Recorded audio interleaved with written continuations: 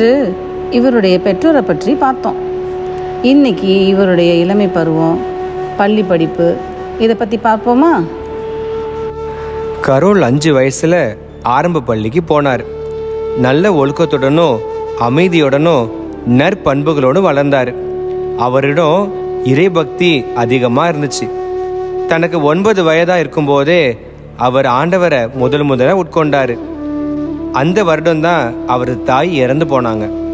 தன்னோட 10வது வயதில் இவர் உறுதி பூசுகிற அருளடையாளத்தை பெற்றார். இவருக்கு 18 வயசாக இருக்கும்போதே இவருடைய உயர்நிலை படிப்பை சொந்த ஊர்லேயே முடித்தார். இவர் படிக்கிறதுல முதலீடும், ஆலய பணிகளில் பயங்கர ஆர்வம், 3 ஆண்டு பீட சிறுவ தலைவராக கூட இருந்தார். இது மட்டும் இல்லை, இவர் நல்ல கால்பந்தாட்ட வீரர். நீச்சல், பனிசறுக்கு, உரைப்பணி நடத்தல், மலை ஏறுதல் போன்ற எல்லாத்துலேயுமே திறமை வாய்ந்தவராக இருந்தார்.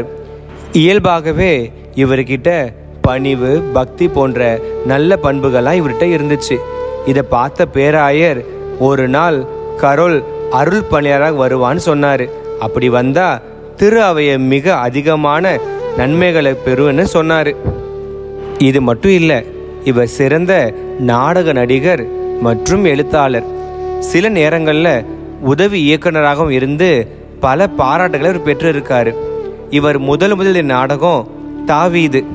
நாடகத்துறையில் ஈடுபாடு சார்ந்த அரும் பண்பு நம் திருத்தந்தை இளம் வயதில் உயிர் துடிப்போடு செயல்பட துணை நின்றது. பல்வேறு பணிகளுக்கு மத்தியிலையும் இவர் தவறாது கோவிலுக்கு போவார். அமைதியில் இறைவனோட பேசுவார். ஆழ்கடலின் அமைதியும் தியான மனநிலையும் இவருக்கே உரியது. அதே வேளையில் அன்னை மரியாவோட அளவற்ற அன்பும் பற்றும் கொண்டிருந்தார். எப்பொழுதும் இறைவேண்டல் செய்வதில் தவறாமல் தன்னை பாதுகாத்து கொள்வதிலையும் இவர் கவனமாக இருந்தார்.